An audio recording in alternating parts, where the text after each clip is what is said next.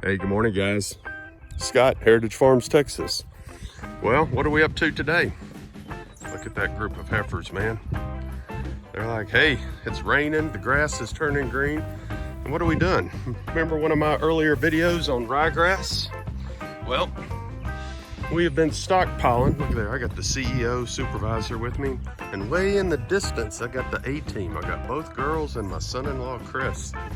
So, what we're doing today, we're putting up the Greg Judy method of rotational grazing. We are putting up a hot wire. So over here on this end, we put a T-post, got an insulator on it, got our handle.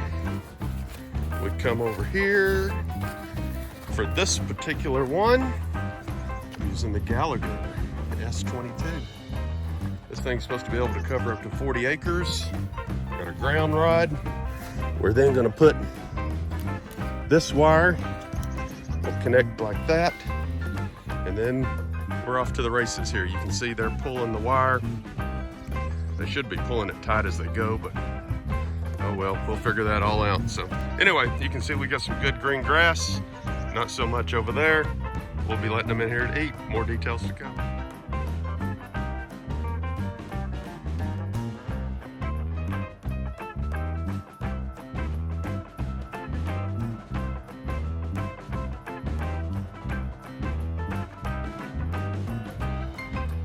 Hey guys, well, here it is. It's Saturday afternoon. Thought I'd give you an update. So today, we've been doing a little bit of electric fence work. So we got the Gallagher S22 hooked up. Got a little gate on this section here if we need to get in and out of this pasture. But you can see over there, the grass is pretty thin. You see over here, lush. Look at this, man. That is good stuff. As Greg Judy would say, yeah, this is what we're talking about, man. Look at this. So what we done earlier in one of our videos from the fall of last year, we planted ryegrass. I didn't fertilize it.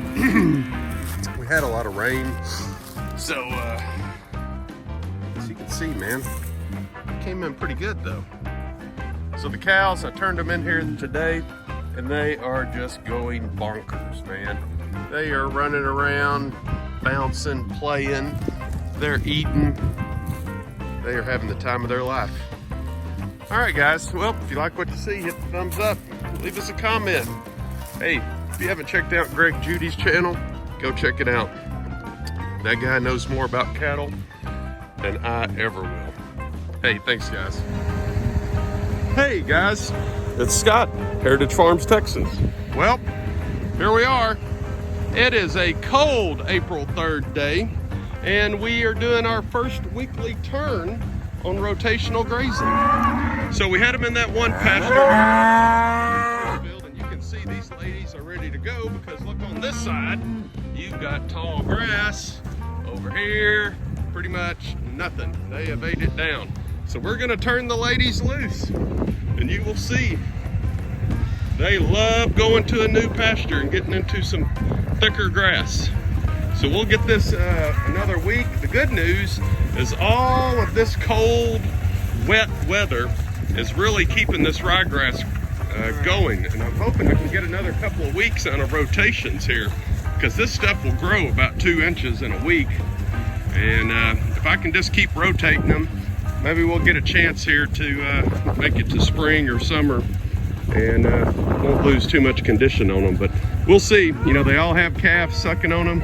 You can see the calves. Sometimes they're not as smart as the moms. They get trapped behind the gate, but they'll figure it out eventually. So anyway, that's what's going on today. So we are continuing down this path of trying to use electric fences, the Greg Judy method of grazing. All right, guys, hope you like what you see.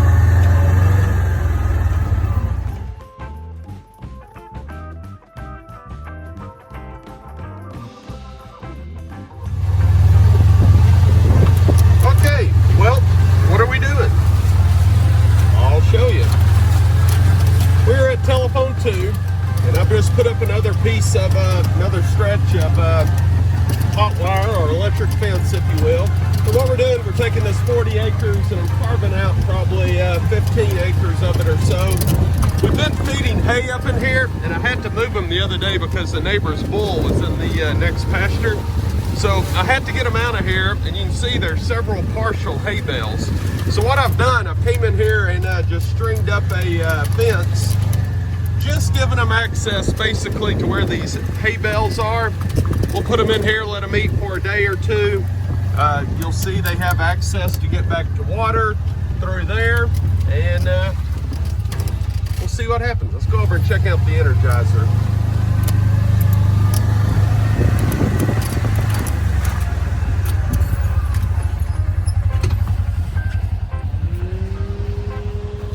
So what we're using is the StayFix SXS. It's a Energizer that's supposed to go up to 40 acres if you were doing a square or rectangle, which is a pretty big pasture. Basically, that's 40 acres is this whole pasture. But you can see all we're doing is a cross fence, not even a cross fence, a diagonal fence, and we're going from there. So you have your red cable that comes down, goes to your wire. You got a jumper to get on one side of the post to the other. These are considered to be insulators. You got your grounding rod with a green clip. Up to you go, and you're off to the races. One of the things about this StayFix Energizer is it's got 0.63 joules of stored energy. And just a heads up, that's a lot. What we did over here on this end, to the metal post, we just attached an insulator with some tying wire. Came in here, made a loop so we had something to hook our handle to. And now anytime we're ready to connect the handle, there you go. We got a gate on each end if we need to get out. And this whole project here took me basically about an hour and 20 minutes. And that's with me doing it by myself. And one of the things that took so long was just the fact I had to come in here and design and build the insulators and the jumper wires for each end and the gate handles. So now in the future, when I come back, my plan here is I'll probably go around this pool, and I can actually section off different areas. So I could possibly get 3 different paddocks out of this 40 acres here, all utilizing the one pool with a single strand of hot wire around it. It's amazing what the cattle learn. So they've been in this side here for a week now. You can see the pool is just full. Let's see if we can get them up here. Hey, girl! Up, up, up, up, up, up, up, up, up. Come on, let's go, let's go, let's go. Let's see if they start coming this way. They're like dogs to a certain degree. Come on, girls, let's go, let's go, let's go. Whoop, whoop, whoop, whoop, whoop. That's cow talk. I'm sure you guys understood that. But they did. And here they come. You know the old saying, the grass is always greener on the other side of the fence? Cattle truly believe that. Let's go! Whoop, whoop, whoop, whoop, whoop. Come on, girls. Whoop, whoop, whoop. They're coming. I'll tell you what, we're just a couple of weeks away. This group right here is through capping. We're just a couple of weeks away from putting the bulls in. And once we get the bulls in, you know, then it's on to the next cycle. The cycle of life continues. Some of them are not going to come because we just got bales of hay out, and I actually fed them over there this morning. I didn't know if the rain was going to hold out to get me in here or not, but come on, let's go, let's go, let's go. Come on. Whoop, whoop, whoop, whoop. All right. If I was in the feed tractor, they would be running over here, but since I'm in the Kubota, they're not so sure. Let's go, come on. Whoop, whoop, whoop. Come on, girls.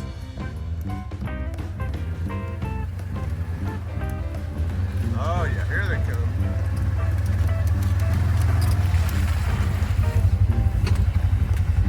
come. All right. Let's see as they come on through here. They're now learning the gate is open. Always takes one brave one to make the journey. And just like that, we got them into a new pasture. See what the ladies look like here as they come chugging on by. I don't know if we'll get all the calves that'll come in one pass or not. We'll find out. But considering these guys have calves on them, 2-month-old calves, body condition's pretty good. The winter was relatively mild. The calves are looking pretty good. We do have that one whitey in here. I don't know what the situation is with her, but here we go. Look at that, we're getting most of them coming. So what they're gonna find down here pretty quickly is, hey, the grass is greener on the other side of the fence. Okay, it's actually just a little bit taller. So this is one of the pastures that we put ryegrass in one of my previous videos. Bear with me.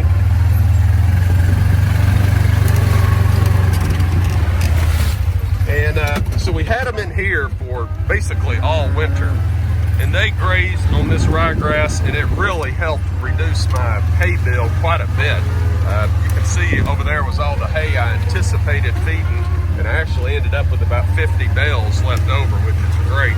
But down here, we had them off this pasture just 1 week, and in 1 week, this ryegrass in here has shot up another 2 or 3 inches.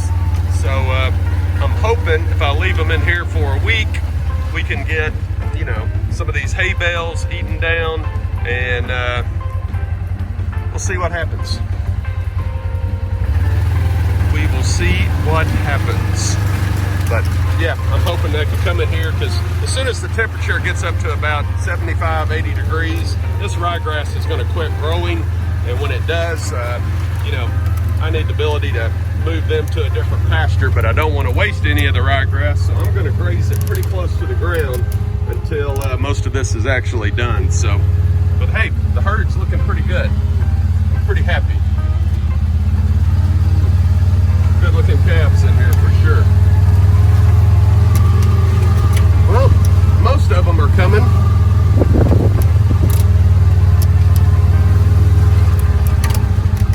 There's a few holdouts, and there's always a couple of calves somewhere.